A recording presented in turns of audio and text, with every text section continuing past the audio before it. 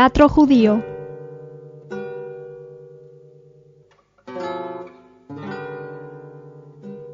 O sea, los últimos creadores, algunos vivos, otros que han muerto hace muy poco tiempo, fundamentalmente del teatro norteamericano e inglés.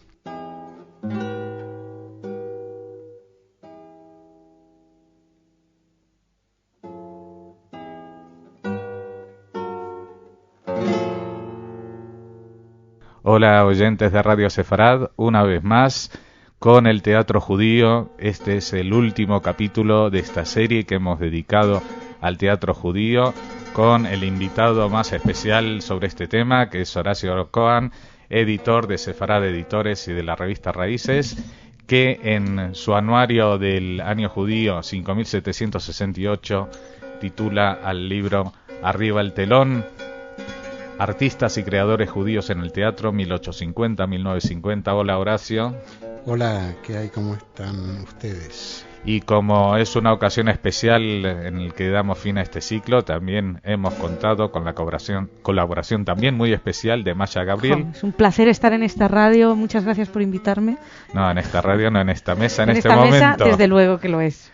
Bueno, vamos a un poco en este capítulo a dar una síntesis general, una proyección, pero vamos a empezar de algunos personajes que se nos habían quedado en el tintero en ocasiones anteriores, especialmente los judíos en el teatro. Sí, y vamos a hablar de la última gran hornada dentro del arco temporal que yo he tomado, que es 1850-1950. O sea, los últimos creadores, algunos vivos, otros que han muerto hace muy poco tiempo, fundamentalmente del teatro norteamericano e inglés. Por una cuestión de edad voy a empezar con un personaje singular que en su momento fue gran figura de la creación escénica en los Estados Unidos. Se trata de Clifford Odets. Clifford Odets nació en el año 1906, murió en 1963.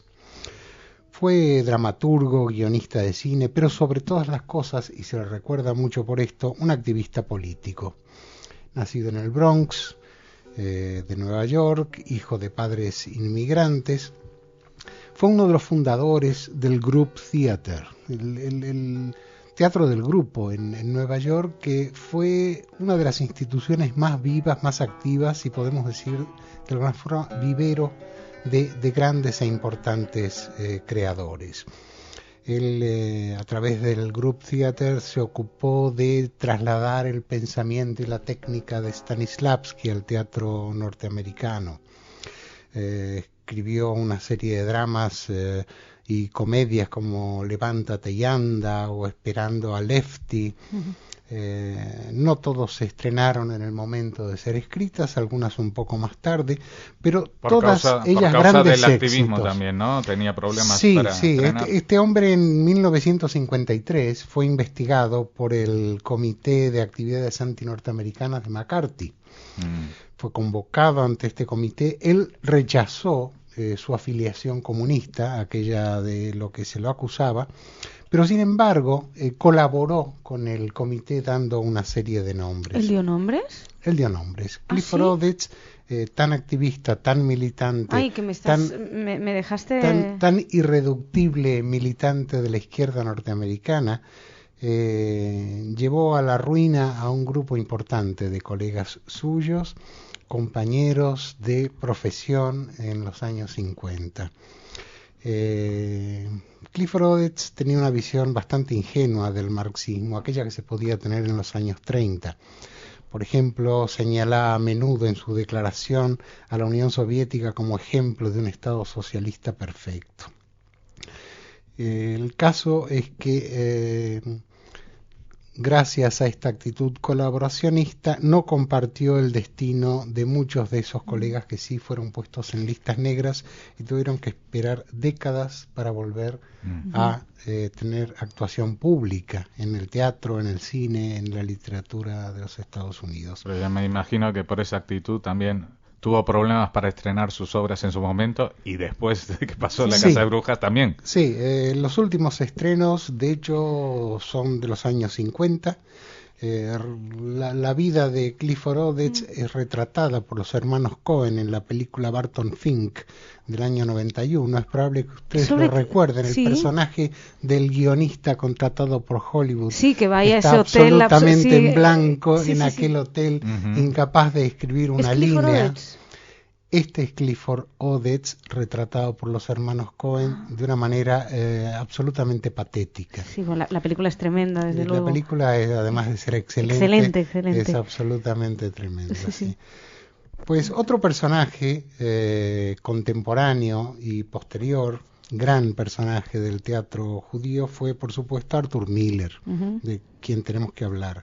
Arthur Miller nació en Nueva York en 1915 y murió en Connecticut en el 2005, hace apenas 2 años. Todos hemos llorado hace muy poco su desaparición, cuando acababa de serle concedido el premio Príncipe de Asturias de las Artes. Él era hijo de padre industrial que tenía una próspera empresa textil, a la que la crisis de los años 30 dio la ruina. ¿Pero que su padre vivía en Estados Unidos o eran de Alemania? Sí. La familia era inmigrante, eran judíos polacos que emigraron a los Estados Unidos. Pero a finales del siglo pasado, que sea a finales del siglo XIX. Eso. Exactamente. Lo que es nuestro siglo pasado de toda la vida.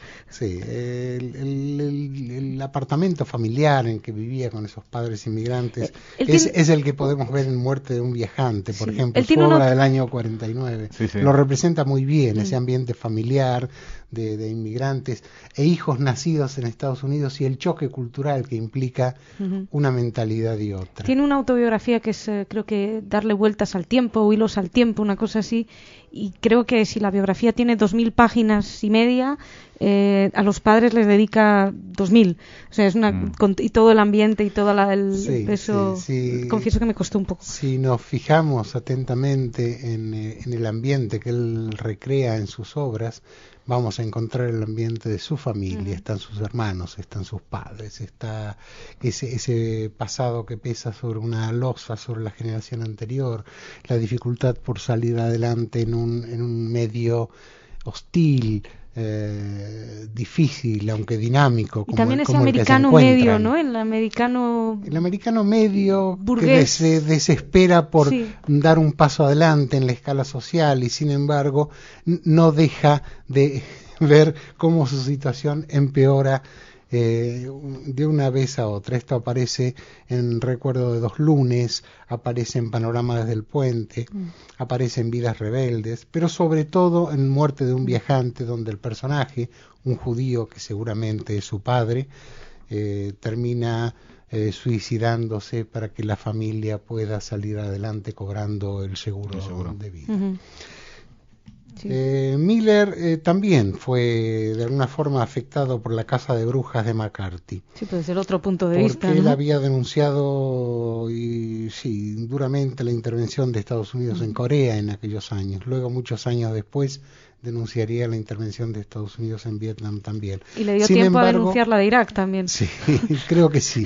Ir denunciando todas. Sí. Sin embargo, no dio nombres, no fue como Clifford Odets.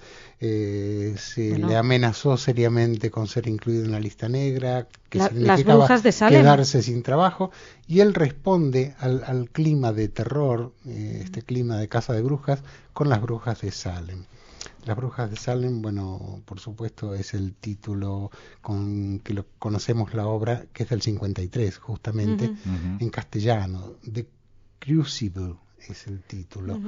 Los crucificables sería la difícil, casi absurda traducción literal. Las brujas de Salem, es extraordinaria, una de sus obras más significativas.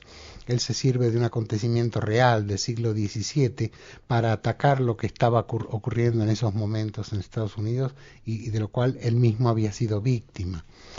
El activismo político y social de Arthur Miller es hoy lo que más se recuerda. Sin embargo, todavía hoy, en estas semanas, se han estado estrenando obras suyas aquí en Madrid.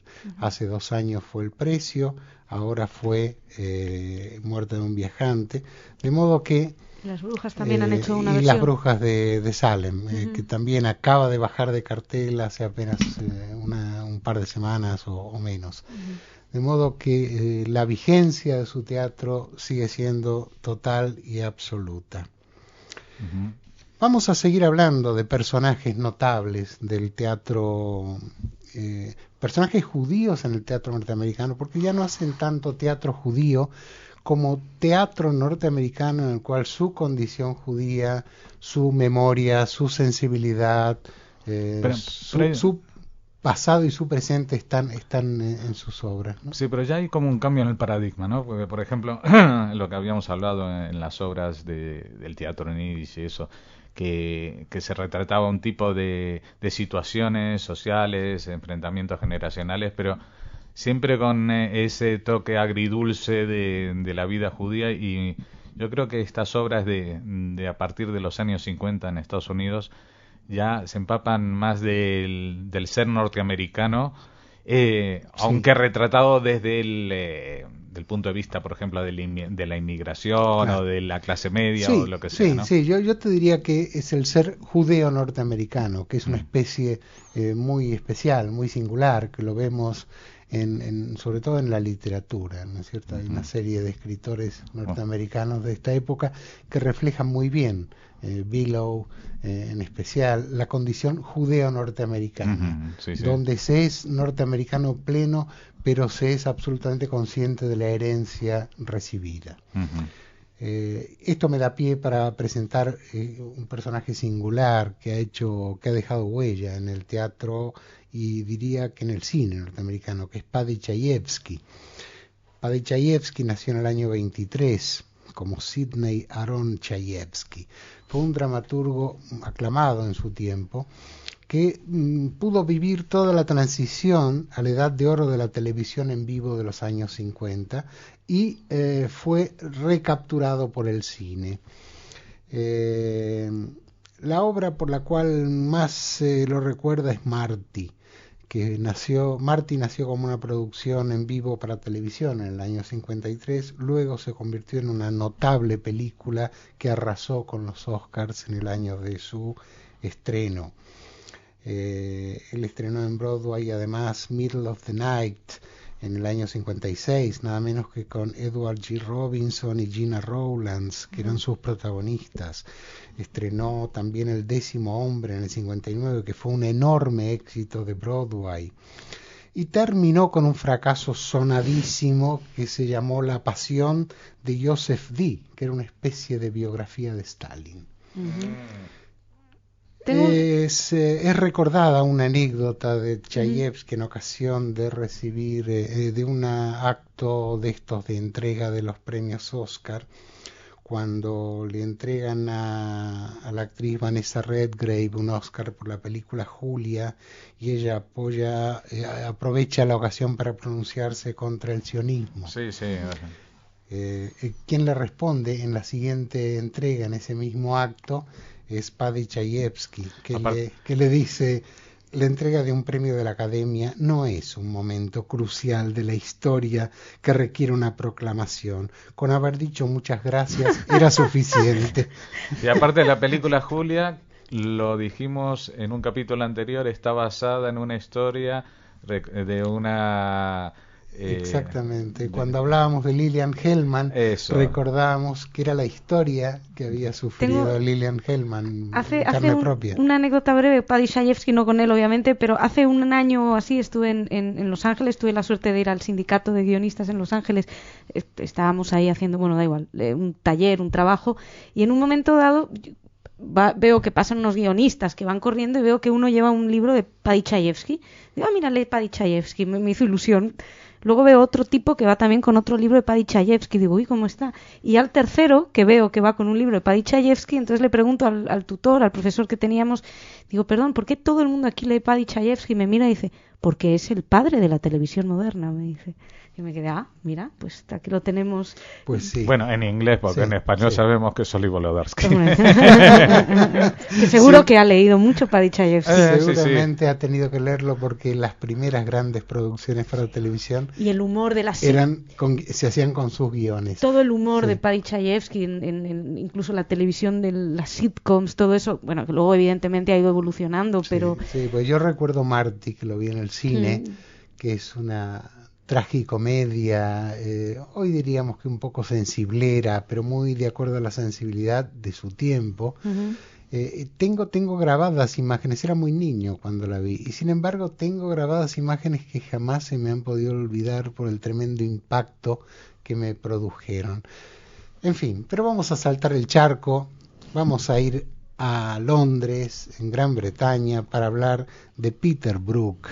Peter Brook vive. Vamos a empezar con los personajes que todavía viven. Eso me hace acordar unos carteles que había en la Argentina de Perón vive, cuando ya había muerto 20 años después. No me haga comparación. Peter Brook vive. Este vive de verdad. Este está de verdad vive, porque nació en el año 1925. Es hijo de Simon Brook, que era un inmigrante judío letón. Su nombre de nacimiento era Peter Stephen Paul Brook. Él estudió artes en Oxford, fue director de la Royal Opera House. Produjo ya en el año 62 un inolvidable King Lear, que luego en 1971 se llevó al cine. El criterio de dirección de Peter Brook se ha definido como deslumbrante. Es uno de los hombres más influyentes en el teatro contemporáneo. Hasta el año pasado aquí todavía en Madrid se ponía en escena Marat Sade, que es su gran producción del año 64, aunque pero no el montaje de Peter Brook. Pero según su dramaturgia, su dramaturgia, sí, él es el autor, digamos. No es Peter Weiss, no es Peter Weiss. Marat Sade. Sí. Sí, es Peter Weiss. Peter Weiss es La indagación. Bueno, mira tú. Sobre los juicios de Nuremberg. Es muy parecido, es otro judío notable, Peter Weiss, pero Peter Weiss no lo mencionamos en este momento.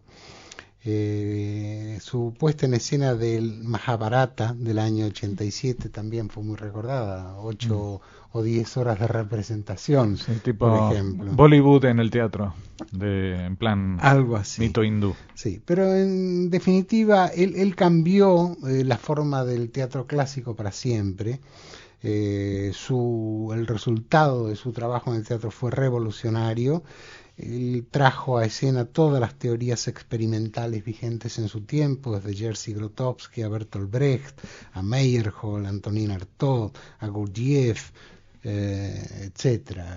Es un poco la culminación en la escena de toda esa tremenda corriente de vanguardia que marcó el teatro contemporáneo. Es una vanguardia que recoge elementos de distintas etnias, o sea, de teatros de otras etnias también. Exactamente. Porque estabas mencionando de rompe el eurocentrismo, centro de Asia, de India, etcétera. Así es.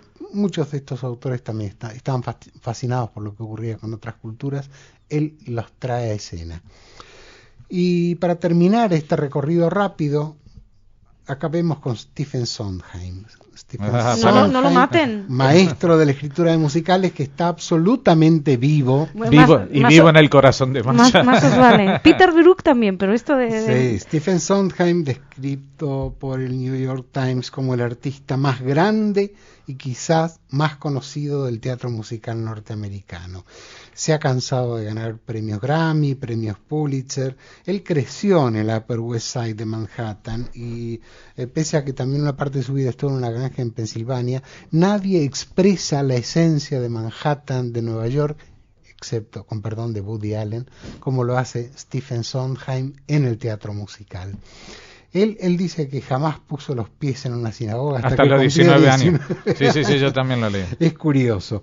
Pero, sin embargo, en todas sus obras hay melodías judías, recupera viejas melodías que las ayorna, las actualiza, así fue con Saturday Night, por ejemplo, que hizo historia, pero si alguien quiere recordarlo, que lo haga por las letras de West Side Story con música de Leonard Bernstein. Que lo haga por todo, no se puede recordar por un pedacito. Grandes y enormes creaciones. Aquí Masha defendiendo también sus últimos 30 años. Tenemos Gypsy, que se representó 712 veces sin parar.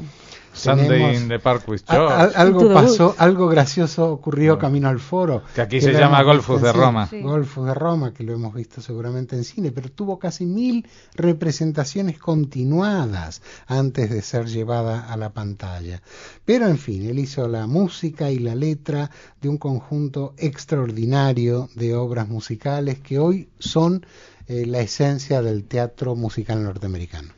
Y como en algún momento hay que acabar, porque si no podríamos seguir hablando y seguramente Stephen Sondheim ya es un señor mayor y hay mucha gente mucho más joven que también está arrasando en el teatro en Estados Unidos, en Inglaterra, en Francia y en muchas partes del mundo.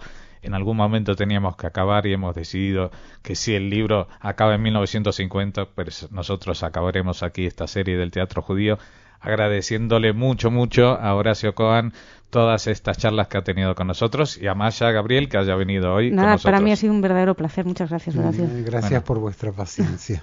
Nada, oyentes de Radio Sefarad, hasta la próxima, no sabemos qué, sobre teatro judío. Bueno, y este es el momento de una aclaración que queremos hacer sobre el debate que había si Peter Brook era o no el autor de Maratzade.